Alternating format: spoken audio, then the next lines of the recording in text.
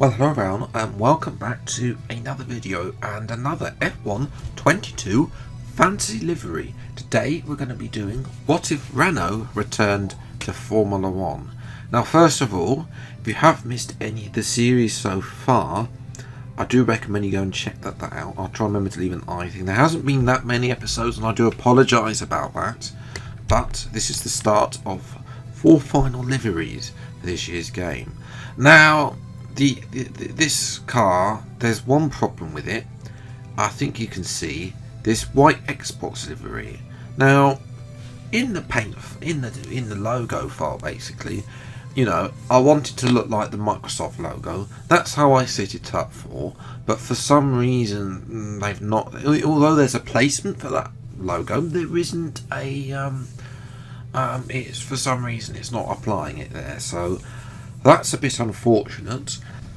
Apart from that, I'm actually quite happy with the way it's turned out. It's, you know, a half and half style livery, which sort of where Renault were going for in their latter days before they just changed to Alpine.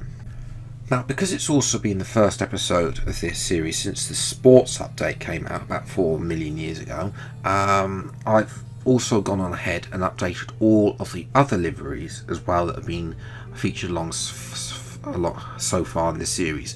Like Mercedes, there wasn't actually anything needed to do for that livery, but I have replaced the FTX logos. The Red Bull, still having issues with the Oracle logo. I just can't get it to have the same red, even though it's the same red. For some reason, obviously the Red Bull Honda livery, the White Bull livery there. A couple of sponsor changes for them to match what's gone on in real life over the winter.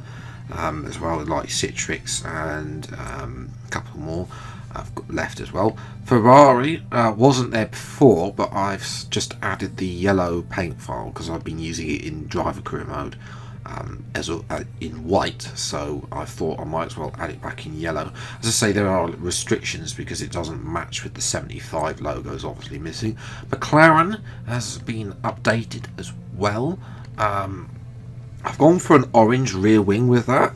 I actually think it looks quite nice with what I've done with that. Again, all of these liveries will be updated. I'll update the race departments and upload them to Discord as well at some point in the near future as well. So check out that description for liveries. And of course we've got the Renault. The AlphaTauris had a few minor changes. I'm not really going to do anything with this livery because there's not. I've put the Honda livery like logos in real life and replaced a couple of the sponsors that have departed. Aston Martin, pretty much the same. I've replaced a couple of sponsors that have left over the winter. There seems to be a big departure of cryptocurrency sponsors, not at Aston Martin, but you know, continue with that vibe, remove them anyway. As well, did have a think about a recolour, but didn't look that way. And then one livery as well, Williams. This is sadly a livery that I did want to have. I'm going to run out of time to do, and plus it doesn't look that great, to be honest, for me. It's a Canon. It's supposed to be a Canon Williams livery, but with the white and the yellow, it's not as the Williams livery isn't quite as good for stuff like this as it was last year. Remember, obviously, when I'm modding my liveries, I don't see something like this. I see just a 2D file as well. But yes, those are a few changes to the liveries. We are now going to have a race at the home of Renault, driving as Esteban Ocon. It's time for the French Grand Prix. Welcome along to race day then, at what we hope will be another thrilling Formula 1 Grand Prix.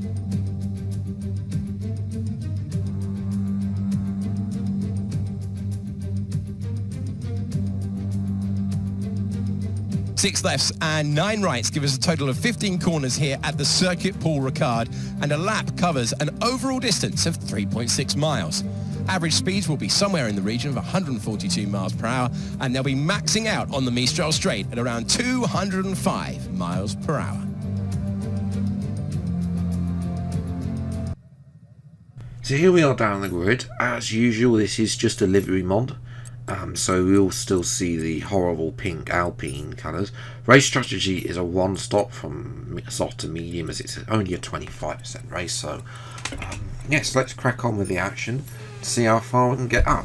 Driving as Esteban Ocon, the Pride for France, of course. This track not available this calendar year. Private lights around, away we go for the French Grand Prix in 2023, even though we're not having it in real life. And it's a poor start. Bottas on his mediums, he's trying to overtake. We're going to dive down the inside, almost to Hamilton. Now I decided here to let Hamilton go because I thought I put a little bit the corner by not being able to brake in time. As well as Norris tries to go. We're trying to get past Gasly. Magnussen, so I think something's happened to Norris there. Trying to do a switch back on Gasly. He's having absolutely none of it. Of course, those two will be teammates in real life later this year. And Norris gets a bit squirrely, but then makes a dive back on not on Bottas. So he's turned defence into attack, and it's worked out. And he's managed to call himself back up into P11. We're having to go around the outside of Gasly. Can we make this move sticky? It will be a lovely little move. Yes, we can. So if Gasly's still there, we'll finish it off on the inside, forcing wide with a bit of understeer. That's going to allow Magnussen to have a go. That's Gasly. Here's a replay, as I say. Get the footing at the grit. A little bit of tyre banging there, and nothing menacing meant by it. It's a good racing between the two, myself and our fellow Frenchman in this case. As well as we move back to lap 2, a little bit wide, is checking for a bit of floor damage, but Gasly's can come back around it. We're going to defend the inside, and that should be able to enough to keep us in P8 for now. As we're watching Lando Norris, he's on a bit of a rampage now. His next target is Lando Norris. He's having a bit of, Kevin Magnussen in the house, and there's a bit of contact there. Norris having a bit of a tantrum after his early terrible start there. As up in front we've got Hamilton having a go at our teammate Fernando Alonso, and it's comfortable for the 7-time world champion around the outside, the 2-time world champion at the end of the DRS zone. We're now looking to try and make the move on Fernando ourselves. Can we make this round the outside here? Come on. Oh, come on, this is going to be a brilliant move. Little move. Who say you can't make overtakes at Paul Ricard?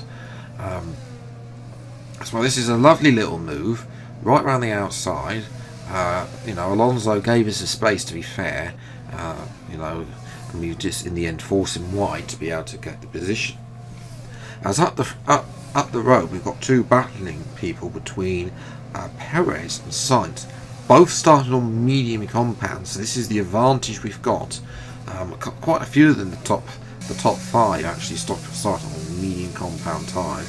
We're looking at Hamilton on lap number 5, who's both of us caught up to Sainz and Perez, but we're going to come in, and it's going to be an undercut on lap 5.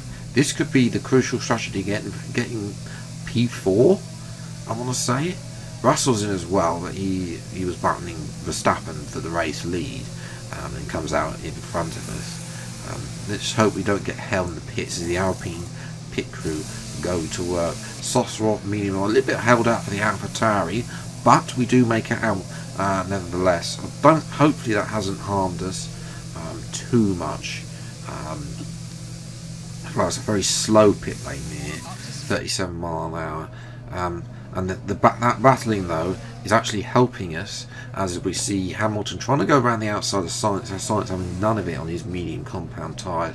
Hamilton surely coming in this lap, but even then the damage might be done with all their back bickering. And up the road we've got Schumacher trying to make a move on Tsunoda, not working out for Schumacher, and he stays behind him and Ricciardo. And now we jump Hamilton there, so there's Hamilton. And Alonso has even started to call out to him as well. And there is Sergio Perez on lap 9. He's going to come out of the pits just in front of Hamilton. So, but Perez now will be on the soft compound tyre. So the AI finally haven't played the Ferrari strategy and have decided to use the soft compounds over the hards for their final stint, starting on mediums. As Perez tries to go overtake us. We want to hang on to this position for France. We squeeze Perez almost off circuit there. A little bit too aggressive there, I do apologise, but Perez is going to try and keep the inside line. He locks up far too early because he's taken the inside line. We're able to retain P4 for now, but this is going to be an ongoing struggle. We've got the lesser car. Hamilton's closing in as well on his mediums. We've got Perez and Sainz both on softs, but again the inside line, so much so I think Sainz has managed to get in front of Perez. He has, by getting to the outside of the corner first. Sainz is now back in front of Perez. Or saying that's they're going to go side by side, and Perez is actually going to retain the position, I think, going into that corner. Although, can Sainz get the position now, the inside line to the next corner, and can he force Perez out? Yes, he can. And that's Sainz now up to 5th instead of Perez. We're now under threat from Sainz on the start-finish straight with DRS. I've not much ERS to play with, and the Spaniard tries to go down the inside. We're going to hold the outside line, turn the inside line all a bit over the place, and Perez is going to come back at Carlos Sainz there. So this battling is costing the others. We're just holding on for P4 really. As well, and Perez there making a lovely little move on Sainz. Sainz though will continue on and retain that position actually and fight back, but now Sainz is having a go at us on lap number 13. We only need to hold on to the end of this lap. We need to watch Perez though, he doesn't try and be sneaky. Perez does get back in front of Sainz there. We'll get a replay of that. So we try to squeeze there, a little bit aggressive trying to weave, but to try and block Perez off obviously, but as well. Hamilton even having a go at Sainz now. So Sainz has got a bit flustered now, and Sainz is now all under pressure from Sir Lewis Hamilton in the Mercedes. Hamilton down the inside, and it's a lovely little move there by the 7-time world champion. He's up to P6. As Verstappen, Leclerc and Russell will be your podium, but for France and Renault it's P4 for Ocon, and I'll definitely take that. Good run race, made of pure advantage of stopping early, getting that undercut while the others squabbled, and that's what cost Hamilton, Perez, Sainz at least 4th place today, maybe even more. As well as we get 4th for Renault there. Perez 5th, Hamilton 6th. Alonso in the end down in 8th. Didn't quite have the race pace as he just fell away in the second part of the race. As well, McLaren only getting 1 point after Lando's went wide. Ricciardo not even close to any points. So yes, that's been this video. That's been it for today's video. If you have enjoyed, leave a like, subscribe if you're new to the channel. See plenty more F1 22 and F1 23 fantasy liveries now. First of all, although I have, this is obviously the final 4. I do want you to comment what you want to see on F1 23. I know I know we're only in January, and the game is not due out till around June, July, whenever they decide to release it. But you know, work has to start now on looking at the sponsors and everything for those liveries anyway. So as I said, let me know which liveries you want to see specifically on F1 23 when that comes out. If you've got any past ones that you particularly enjoyed, mine as well, in the past series as well. So yes, until the next video then, I'll see you next time. Take care, thanks so much for watching, enjoy your day, and goodbye.